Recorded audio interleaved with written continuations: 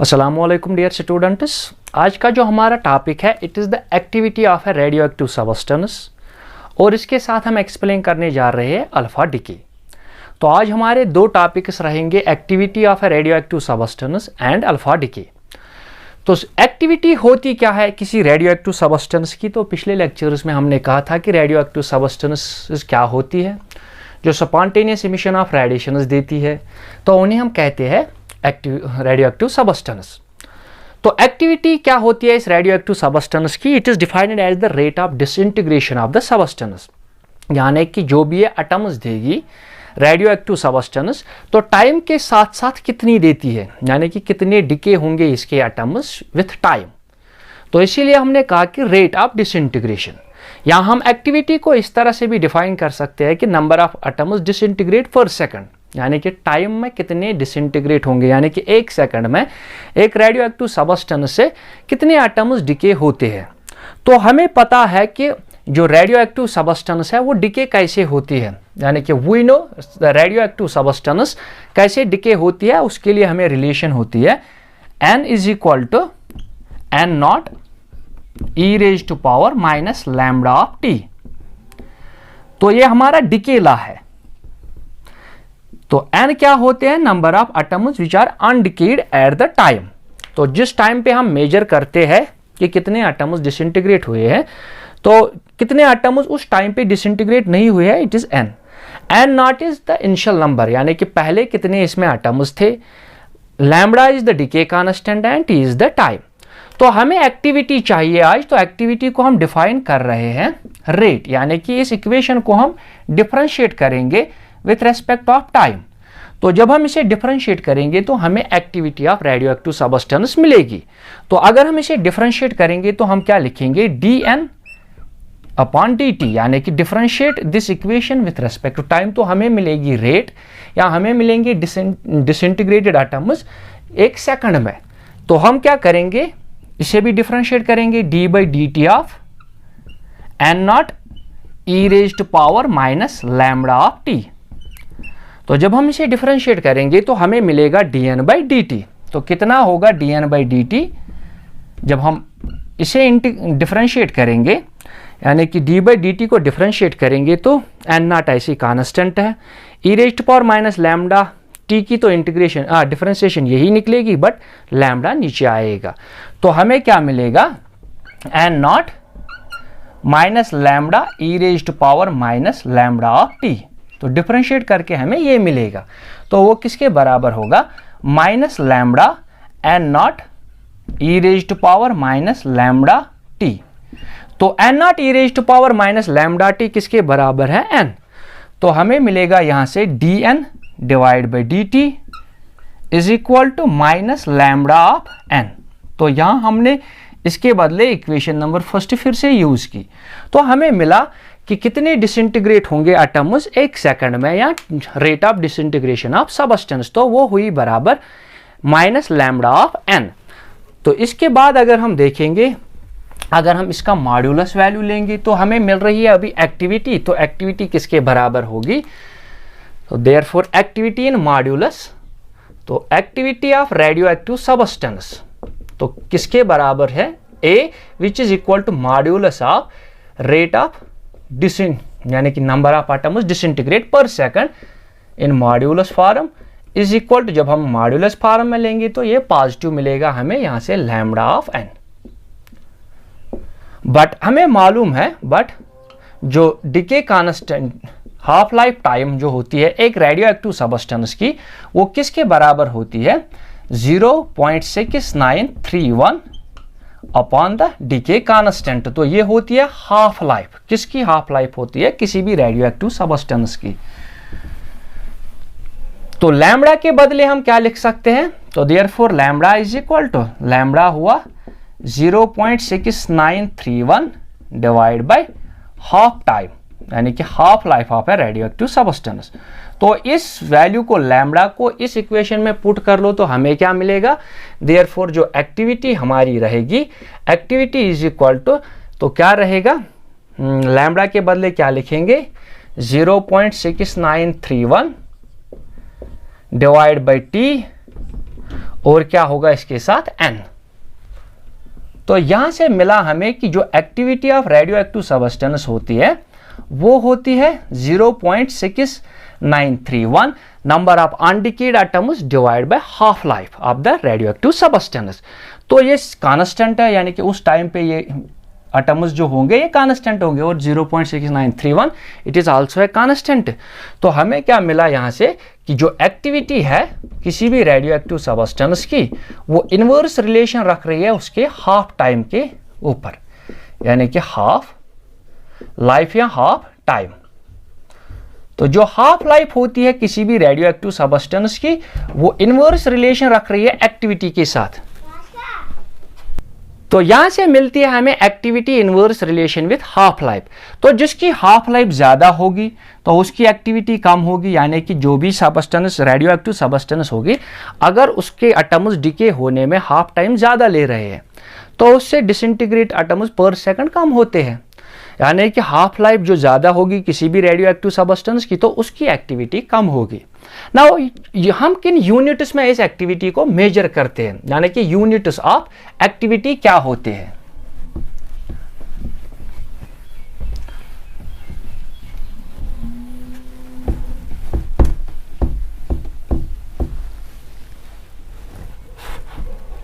Now अब हम units पढ़ेंगे एक्टिविटी की। तो सबसे पहला जो यूनिट है इट इज क्यूरी, यानी कि जिसे हम CI से डिनोट करते हैं। तो कब कह सकते हैं हम कि जो रेडियो एक्टिविटी है इट इज 1 क्यूरी। तो 1 क्यूरी यानी कि activity is said to be 1 curie. तो एक क्यूरी हम कब कहते हैं, 1 क्यूरी जब कितने एटम्स डिसइंटीग्रेट होने चाहिए, अगर इतने 3.7 इंटू 10⁻10 एटम्स डिसइंटीग्रेट हो रहे हैं, एटम्स डिसइंटीग्रेट इन 1 सेकंड और इन डिसइंटीग्रेटेड पर सेकंड। तो अगर 1 सेकंड में किसी भी रेडियो एक्टिव सब्सटेंस से इतने सारे एटम्स डिसइंटीग्रेट हो रहे हैं तो उसे हम कहते हैं इट इज 1 क्यूरी, यानी कि अगर 3.7 इंटू 10⁻10 एटम्स डिसइंटीग्रेट हो रहे हैं 1 सेकंड में तो उस एक्टिविटी को हम कहते हैं इट इज 1 क्यूरी। तो 1 क्यूरी को हम दैट इज तो कैसे लिख सकते हैं, 1 curie CI is equal to 3.7 into 10⁻10 disintegration per second. अगर इतनी डिसइंटीग्रेशन 1 सेकंड में हो रही है तो 1 क्यूरी। तो इसके अलावा अगर हम मिली क्यूरी लिखेंगे तो मिली क्यूरी कितने डिसइंटीग्रेशन होता है, मिली क्यूरी वो होता है 3.7 इंटू 10⁻10 तो माइनस इंटू 10⁻−3 तो वो कितना रहेगा into 10⁻, that is 3.7 into 10⁻7 disintegration per second. तो 1 मिली क्यूरी होती है 3.7 इंटू 10⁻7 डिसइंटीग्रेशन पर सेकंड। ऐसे ही अगर हम माइक्रो लिखेंगे तो माइक्रो क्यूरी कितने होते हैं, it is equal to 3.7 into 10⁻10 से -6 कर लो माइनस, तो that means 10⁻4 disintegration per second. तो 1 मिली माइक्रो क्यूरी इसके बराबर होता है 3.7 इंटू 10⁻4 डिसइंटीग्रेशन पर सेकंड। तो इसके अलावा जो दूसरा यूनिट है इसका वो है रदरफोर्ड। तो Rutherford in terms of activity जो रेडियोएक्टिव की सब्सटेंस की होती है उसे हम इन टर्म्स ऑफ रदरफोर्ड भी कैलकुलेट करते हैं। तो रदरफोर्ड जो सैंकड़ यानी कि रदरफोर्ड,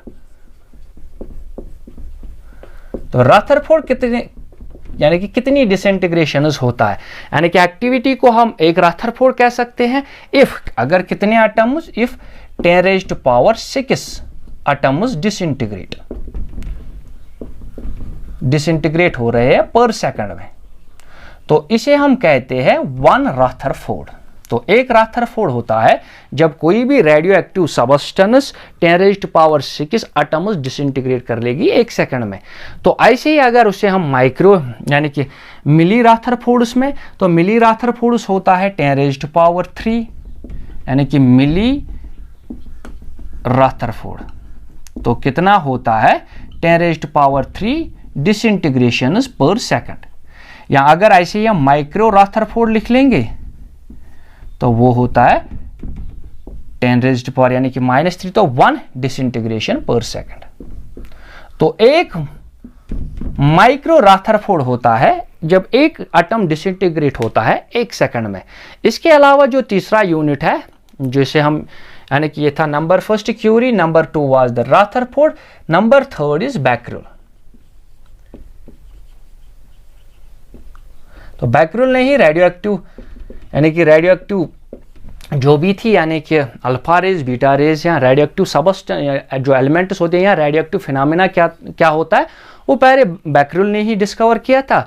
तो एक बैकरेल कितने बराबर होता है, BQ इज इक्वल टू, जब एक डिसइंटीग्रेशन होगी 1 सेकंड में, तो 1 becquerel is equal to 1 disintegration per second. तो यहां तक थी ये एक्टिविटी। नाउ अब हम एक्सप्लेन करने जा रहे हैं अल्फा डिके। तो अब रही अल्फा डिके। तो अल्फा पार्टिकल क्या होता है? अल्फा पार्टिकल हमें पता है कि एक हीलियम न्यूक्लियस होता है, 2,4 दैट इज हीलियम न्यूक्लियस।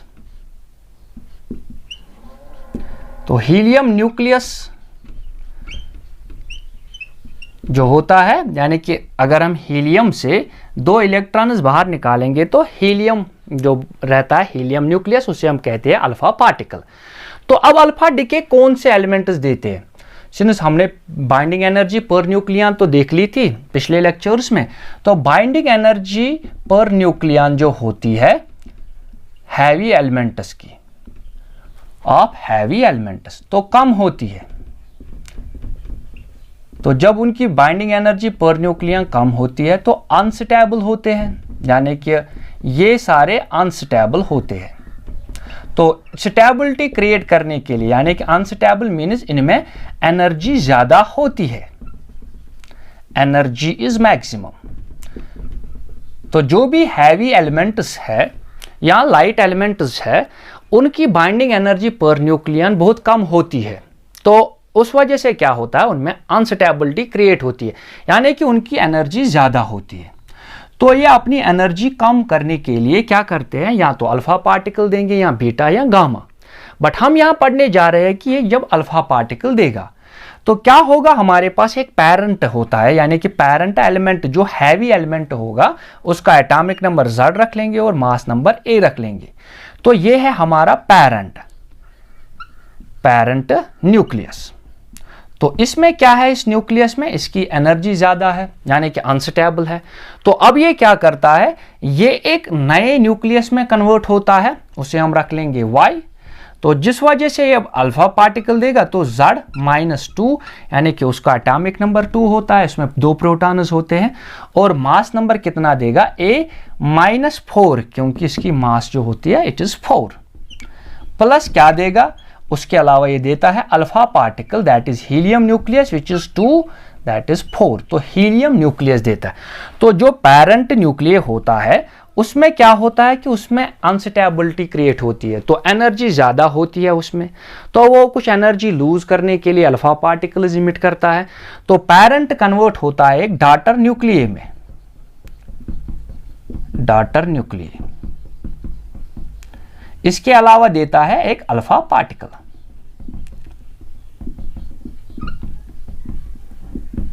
तो जब ये अल्फा पार्टिकल यहां से, अब हम पहले देखेंगे कि जो डिके लॉज थे, यानी कि रेडियो एक्टिव लॉज, तो अगर देखेंगे हम पीरियोडिक टेबल में तो इसका पोजीशन थी Z, बट जो इसने डॉटर दी उसकी पोजीशन डाउन 2 हुई, यानी कि उसकी जो पोजीशन है पीरियोडिक टेबल में इट इज Z-2, तो ये डाउन होती है इसकी position, it is position is down by 2, it is position is down by 2। तो 2 पोजीशन ये नीचे चला आता है, किसमें, पीरियोडिक टेबल में। तो पीरियोडिक टेबल में जब इसकी पोजीशन 2 कम होगी तो इसने अल्फा पार्टिकल दिया, उस वजह से तो इसकी एनर्जी कम हुई, तो जिस वजह से ये स्टेबल हुआ। तो स्टेबिलिटी इसने गेन की, बट जो अब एनर्जी किन के दरमियान थी, यानी कि ये डिसइंटीग्रेट हुआ, किस में, एक डाटर न्यूक्लियस में और अल्फा पार्टिकल में। तो ये अल्फा पार्टिकल और डाटर न्यूक्लियस जो होता है, to conserve the angular momentum, ये रिकॉइल होते हैं, यानी कि एक साइड में चला जाता है और दूसरा दूसरे साइड में। तो अगर हम इसे कैसे लिखेंगे एक डायग्राम में, कि हमारे पास जो पेरेंट न्यूक्लियस था, तो बिफोर डीके हम एक न्यूक्लियस था, अभी डीके नहीं हुआ था, बिफोर डीके कौन सा था, तो ये था पेरेंट, दैट मीन्स ये हमारे पास एक एलिमेंट था, radio active element X Z of A. अब क्या हुआ, ये डिसइंटीग्रेट हुआ, यानी कि इसने अल्फा पार्टिकल दिया, तो कन्वर्ट हुआ डाटर न्यूक्लियस में, ये रखेंगे हम डाटर न्यूक्लियस,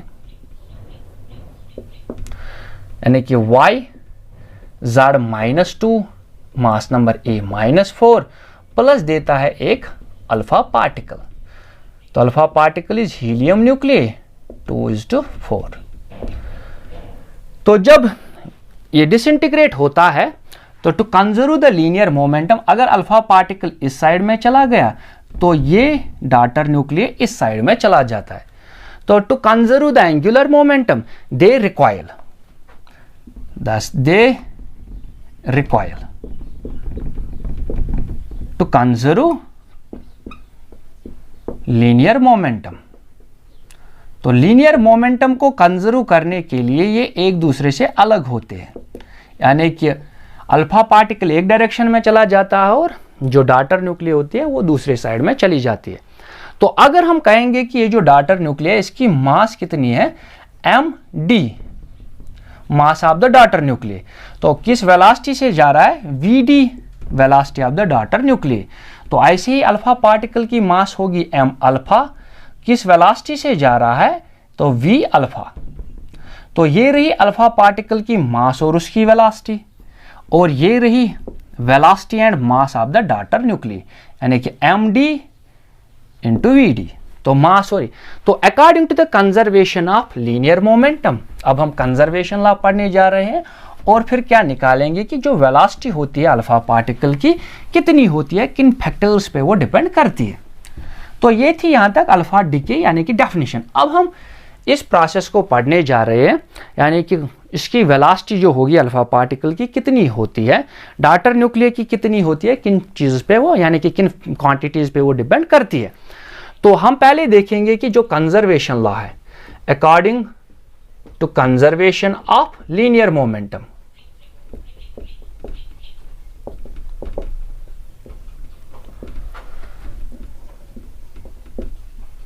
तो कंजर्वेशन ऑफ लीनियर मोमेंटम के मुताबिक क्या था, जो पहले पेरेंट एटम था तो रेस्ट में था, तो जो उसकी मोमेंटम, इनिशियल मोमेंटम होगी 0 होगी। तो पहले वो रेस्ट में था, तो इनिशियल मोमेंटम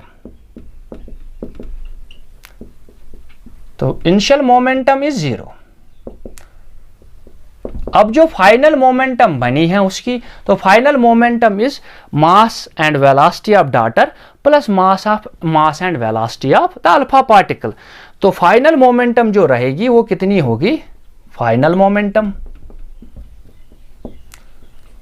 तो वो रहेगी कितनी, mass of daughter nucleus, velocity of daughter nucleus plus mass of alpha particle, velocity of alpha particle.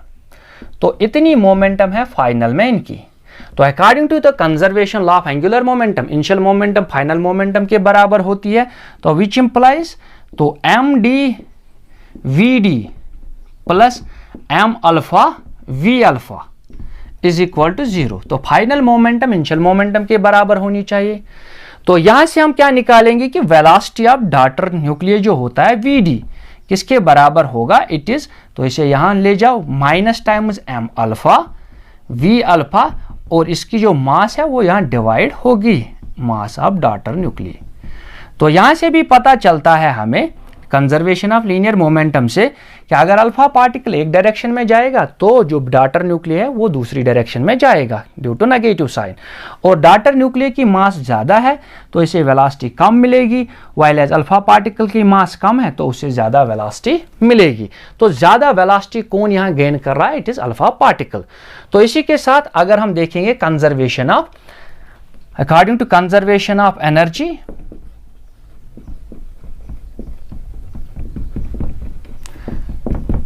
तो कंजर्वेशन लॉ हमें क्या कहता है एनर्जी का, तो उसमें भी इनिशियल एनर्जी फाइनल एनर्जी के बराबर होनी चाहिए। तो अब ये घूम रहे यानी कि मोशन में है, तो इनकी काइनेटिक एनर्जी प्लस इसकी काइनेटिक एनर्जी होगी टोटल एनर्जी के बराबर। तो according to the conservation of energy, जो काइनेटिक एनर्जी होगी किसकी, डॉटर न्यूक्लियर की प्लस अल्फा पार्टिकल की, वो होगी क्यू के बराबर। तो ये क्यू क्या होती है, Q is mass of parent nuclear minus mass of daughter nuclear that is y minus mass of alpha particle into c square. तो क्यों होती है वो difference between the mass of the parent, यानी कि is equal to M C square के जरिए अगर हम उसे देखेंगे तो जो पेरेंट था उसकी mass minus mass of the daughter minus mass of alpha particle into c square. तो ये एनर्जी कौन शेयर कर रहे हैं, ये शेयर कर रहे हैं यानी कि daughter nuclear plus alpha particle, तो ये आपस में ये शेयर करते हैं ये एनर्जी। तो ये थी kinetic according the conservation law. तो ये एनर्जी क्यों होनी चाहिए बराबर kinetic energy of the daughter nuclear plus kinetic energy of the alpha particle. तो इसे हम यहाँ इक्वेशन नंबर फर्स्ट पुट कर लेंगे, जो मोमेंटम कंजर्वेशन से हमने निकाली थी वेलोसिटी ऑफ डॉटर की, तो उसे इक्वेशन नंबर 2 यानी कि इस इक्वेशन में प्लग कर दो। तो हमें क्या मिलेगा, हमें मिलेगा 1/2 मास ऑफ डॉटर न्यूक्लियर। तो वी डी स्क्वायर के बदले हम क्या लिखेंगे, उसके बदले लिखेंगे minus M alpha velocity of alpha divide by mass of daughter nuclear whole square plus 1/2 mass of alpha particle velocity of alpha particle square is equal to Q. तो इसे स्क्वायर कर लो, हमें क्या मिलेगा 1/2 M mass of daughter into minus minus negative number जो है उसकी स्क्वायर पॉजिटिव मिलेगी हमें, तो हमें यहाँ से मिलेगा M alpha square V alpha square divide by M D square. तो यहाँ से एक एम डी और यहाँ से एक एम डी कैंसिल होगा, प्लस यहाँ से क्या मिलेगा 1/2 M alpha we alpha square is equal to this energy. तो यहाँ से क्या मिला हमें,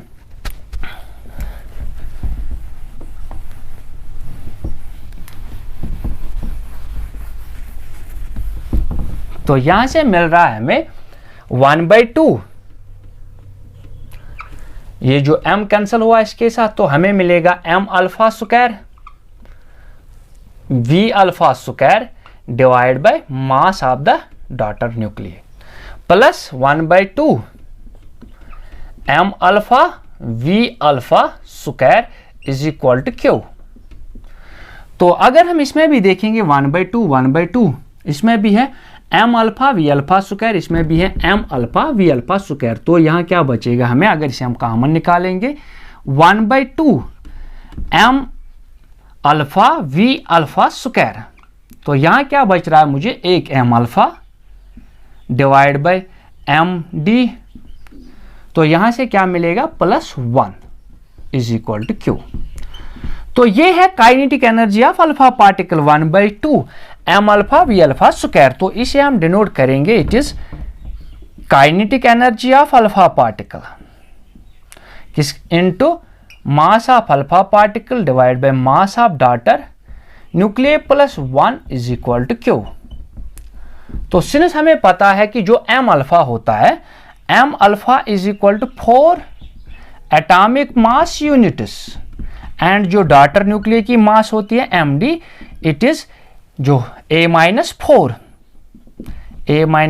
एटॉमिक मास यूनिट्स। तो इसे यहां प्लग कर दो तो हमें क्या मिलेगा, तो हमें मिल रही है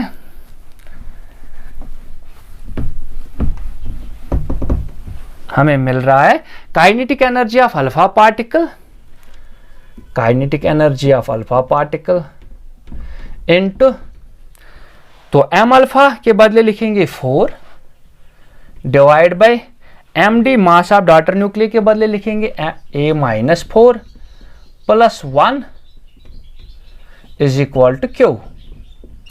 तो इस kinetic energy of alpha particle जो होगी, इसे क्रॉस मल्टीप्लाई कर लो, तो 4 + A-4 divide by A-4 is equal to Q. तो यहां से 4 और 4 कैंसिल होगा तो हमें मिली kinetic energy of alpha particle into A divide by A minus 4, mass number minus 4 is equal to Q. तो kinetic energy of alpha particle कितनी होती है? Kinetic energy of alpha particle is equal to, इसे multiply कर लो, Q times A minus 4 divide by A. तो जो kinetic energy of alpha particle की होती है, it is Q the energy difference between the parent minus यानी कि daughter and alpha particle into C square into mass number जो होगी इस रेडियो एक्टिव सबस्टेंस की minus 4 divide by mass number. तो अगर हम इसे, हमें पता है ये जो है it is 1/2 m alpha v alpha square is equal to this much, that is Q into A minus 4 divide by A. तो अगर हमें यहां से वेलोसिटी चाहिए अल्फा पार्टिकल की तो कितनी मिलेगी हमें यहां से? वो होगी दैट इज वेलोसिटी अगर हम निकालेंगे v alpha square is equal to, तो ये मल्टीप्लाई होगा 2 डिवाइड बाय जो मास डिवाइड होगी तो m alpha into a minus 4 divide bye a into Q. तो अगर हमें वेलोसिटी चाहिए, हमने लिखा था v square, square of the velocity, तो अगर हमें v अल्फा चाहिए तो इसे क्या होगा अंडर रूट यानी कि 1/2। तो इतनी होती है velocity of the alpha particle. तो अब हम एक एग्जांपल करेंगे कि जिससे हम दिखाएंगे कि मैक्सिमम काइनेटिक एनर्जी, यानी कि जब कोई भी रेडियो एक्टिव सबस्टेंस डिके होती है तो मैक्सिमम काइनेटिक एनर्जी कौन लेता है? Alpha particle.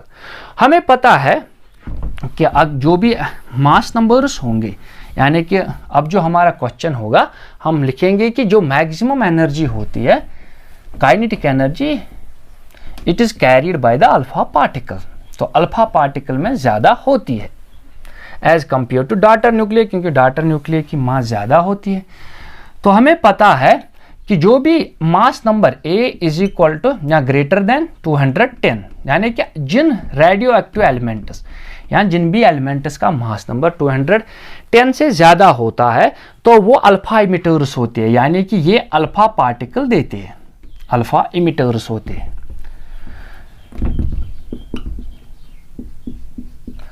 तो अल्फा इमिटर्स ये एटम्स यानी कि ये एलिमेंट्स होते हैं जिनकी मास नंबर 210 से ज्यादा होती है। तो इसके बाद अगर हम पोलोनियम लेंगे जिसकी एटॉमिक नंबर 84 है बट मास नंबर है 210, तो ये हमें अल्फा पार्टिकल देता है, यानी कि it gives us alpha particle. मगर उस अल्फा पार्टिकल की जो काइनेटिक एनर्जी होती है वो होती है 5.3 मेगा इलेक्ट्रॉन वोल्ट्स, यानी कि एक्सपेरिमेंट में हमने जब पोलोनियम एलिमेंट को लिया, रेडियो एक्टिव सबस्टेंस को लिया, उसने जो अल्फा पार्टिकल इमिट किया उसकी जो एनर्जी थी it is 5.3 mega electron volts. तो हमें चाहिए ये क्यू, तो ये क्यू कितना होना चाहिए? तो in order to calculate this Q जो हमने अभी रिलेशन लिखी थी, तो क्यू कितना होता है? तो क्यू होगा मास नंबर A माइनस होगा A minus 4 into kinetic energy of the alpha particle, that is kinetic energy of alpha particle। तो देखना क्या है कि मैक्सिमम काइनेटिक एनर्जी यानी कि जो ज्यादा एनर्जी होती है डीके इंटीग्रेशन में, यानी कि जब डीके हो रही है कोई भी रेडियो एक्टिव सबस्टेंस तो अल्फा पार्टिकल ज्यादा काइनेटिक एनर्जी लेता है as compare to daughter nuclear. तो यहां से क्या मिलेगा हमें? ए की वैल्यू हमें पता है 210 divide by A that is 210 minus 4 into जो काइनेटिक एनर्जी दे रहा है ये पोलोनियम, उसकी एनर्जी कितनी है 5.3। तो जो ये एनर्जी यहां से मिलेगी Q it is equal to 5.4 mega electron volts. तो इतनी काइनेटिक एनर्जी लेता है अपने साथ कौन? Alpha particle. Since daughter nuclear की मास ज्यादा है तो उसकी वेलोसिटी कम होगी। Now how an alpha particle escapes, तो कैसे न्यूक्लियस से निकल के बाहर आता है? तो अब हम पढ़ने जा रहे हैं the process of escaping of alpha particle. तो अब हम पढ़ने जा रहे हैं कि कैसे अल्फा पार्टिकल न्यूक्लियस से एस्केप होता है। तो हमने देखा कि जब भी कोई रेडियो एक्टिव सबस्टेंस डिके होती है यानी कि अल्फा पार्टिकल देता है तो मैक्सिमम डिके एनर्जी जो होती है वो अल्फा पार्टिकल की काइनेटिक एनर्जी में अपीयर होती है। तो अगर kinetic energy of alpha particle देख लेंगे हम, तो काइनेटिक एनर्जी जो होनी चाहिए अल्फा पार्टिकल की, ये का ऑफ द ऑर्डर होनी चाहिए, यानी कि इसका ऑर्डर होना चाहिए जो हाइट ऑफ न्यूक्लियस की होगी, हाइट ऑफ न्यूक्लियस, यानी कि जो हाइट ऑफ न्यूक्लियस होगी तो और काइनेटिक एनर्जी, ये एक ऑर्डर की होनी चाहिए, यानी कि इनमें एक ही ऑर्डर होना चाहिए। मान लो हम एक बड़े कमरे में बंद है, उस कमरे के दीवार जो वॉल्स है वो बड़े हैं, तो हमें कितनी एनर्जी चाहिए, यानी कि हमें उतनी एनर्जी होनी चाहिए कि ताकि हम उसके जो वॉल्स होंगे उस जो जितनी वो उनकी हाइट होगी उसे हम पार कर सके, तो हमें उसके बराबर की एनर्जी होनी चाहिए जितनी हाइट ऑफ वॉल्स की है। तो ऐसे ही हम देख रहे हैं कि जो काइनेटिक एनर्जी किसी भी डिके में, यानी कि रेडियो एक्टिव डिके में, तो काइनेटिक एनर्जी ज्यादा किसकी होती है, अल्फा पार्टिकल की। अब ये न्यूक्लियस से कैसे बाहर निकल के आता है, हमने अभी देखा कि जो kinetic energy of alpha particle की है, जब पोलोनियम से निकल के आया तो 5.4 मेगा इलेक्ट्रॉन वोल्ट्स उसकी काइनेटिक एनर्जी होती है। बट जब हमने एक्सपेरिमेंट से हाइट ऑफ द न्यूक्लियस, यानी कि जो पोटेंशियल बैरियर, यानी कि ये एक पोटेंशियल है न्यूक्लियस का, तो इससे बाहर निकलना है, एक अल्फा पार्टिकल हमारे पास है, उसे बाहर निकलना है।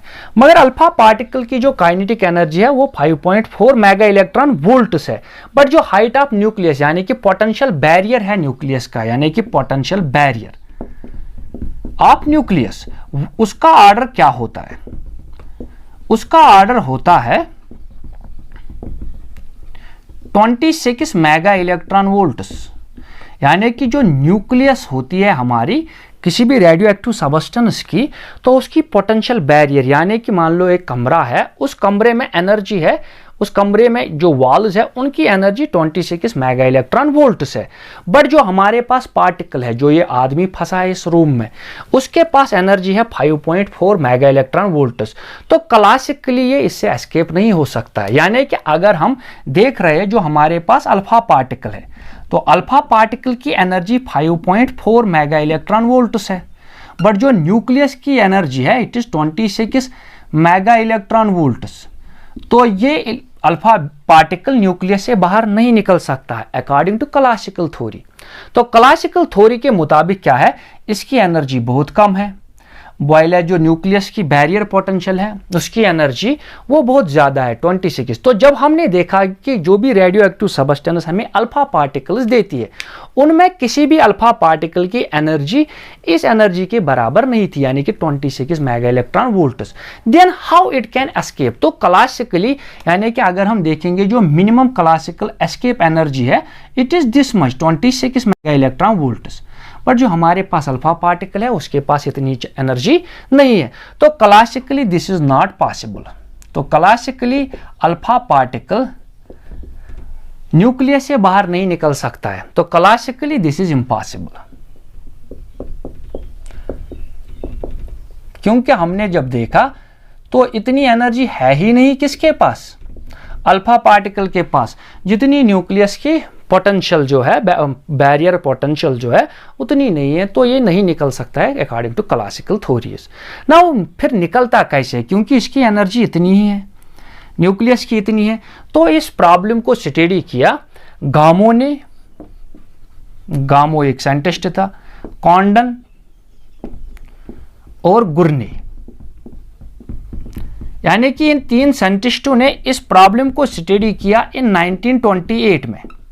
बट इन्होंने इसे एक क्लासिकल प्रॉब्लम की तरह नहीं ट्रीट किया, बल्कि they treated this problem as a quantum problem, यानी कि इन्होंने इस प्रॉब्लम को ट्रीटमेंट दिया क्वांटम मैकेनिकली।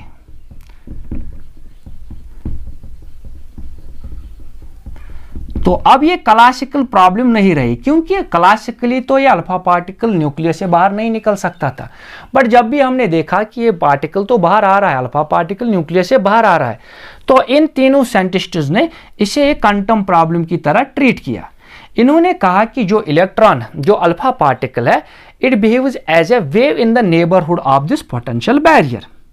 तो जो ये पोटेंशियल बैरियर है न्यूक्लियस का, तो उसमें अल्फा पार्टिकल क्या होता है, यानी कि it treats by itself as a wave. तो ये एक वेव बनता है, क्योंकि उस वक्त उसने डिब्राय ने दिया था, लिविस डिब्राय ने, कि lambda is equal to h/mv, कि किसी पार्टिकल के पास अगर मोमेंटम है तो वो वेव नेचर भी शो कर रहा है। तो जब इन्होंने भी इस प्रॉब्लम को ऐसे ही स्टडी किया कि इन्होंने कहा कि जो अल्फा पार्टिकल है ये न्यूक्लियस में खुद को एक वेव की तरह ट्रीट करता है। हाँ, इसमें एक स्मॉल प्रोबेबिलिटी है, मतलब ये न्यूक्लियस से बाहर नहीं निकल सकता है, यानी कि small, but there is definite probability, यानी कि इससे बाहर निकलने की ताकत कम है मगर निकल सकता है। तो यहाँ पे इलेक्ट्रॉन खुद को एक वेव की तरह ट्रीट करता है और खुद यहाँ से निकल के आ रहा है, यानी कि अल्फा पार्टिकल न्यूक्लियस से ऐसे निकल के आ रहा है।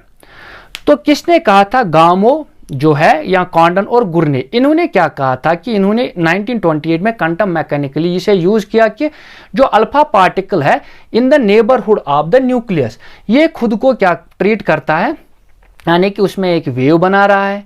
इट इज दैट बट, यानी कि इसमें स्मॉल है बट डेफिनेट प्रोबेबिलिटी। तो इलेक्ट्रॉन को यहां से निकलने में स्मॉल प्रोबेबिलिटी है, small but definite, small but definite probability कि इलेक्ट्रॉन, हाँ, small but definite probability of alpha particle कि जो अल्फा पार्टिकल है इस अल्फा पार्टिकल की एनर्जी कम है, यानी कि एक्चुअल में इसकी एनर्जी इतनी ही है और न्यूक्लियस की 26 मेगा इलेक्ट्रॉन वोल्ट्स है। तो इसका मतलब है कि स्मॉल है, यानी कि as compare to other values अगर ये इसके बराबर होती तो कोई दिक्कत नहीं होती, बट कम एनर्जी है तो स्मॉल प्रोबेबिलिटी है बट डेफिनेट कि हाँ निकल सकता है। तो ये यहाँ से निकल के आया, तो इसे उन्होंने स्टडी, क्योंकि उन्होंने इसे एज वेव फंक्शन ट्रीट किया, यानी कि इन्होंने कहा कि जो अल्फा पार्टिकल है it acts as a wave, यानी कि साइज से जो हम डिनोट करते हैं तो एक वेव बनता है इस बिहेवियर में। तो जब ये निकल के आया तो इस फिनोमेना को कहते हैं टनलिंग और लीक, यानी कि टनलिंग फिनोमेना,